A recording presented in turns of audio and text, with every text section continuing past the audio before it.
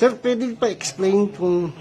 So, kahapon, nung sinabi lang nagkaroon ng fish kill, immediately nagpabili ako ng aquarium, kumuha kami ng dolomite, no?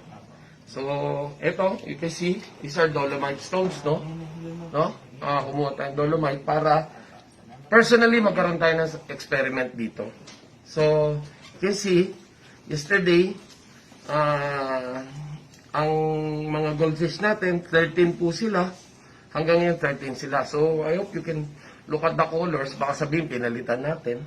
But, basically, you'll notice na, ayan o, okay lang naman sila. Sir, nililink ba ng ibang grupo yung pagkakaroon ng fish kill doon sa ano? Yes, they're trying to link it, no? Na, you know, ang layo eh. Oo nga, sir. Meron tayong malaking breakwater eh.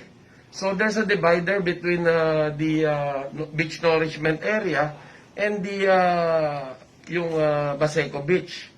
So, I don't think pwede mo i-connect yun eh. And habagat ngayon, ang catch basin is yung ating beach nourishment area. Di dapat nandun yung mga patay na isda. Ba't napuntang Baseco? So, these are the things na kinoconsider namin. And at the same time, last year, October 10, nangyari din yung fish kill na yan, na kung saan nakita natin nga yung water, merong traces ng cyanide, no? And hopefully, ngayon, sana wala tayo makita.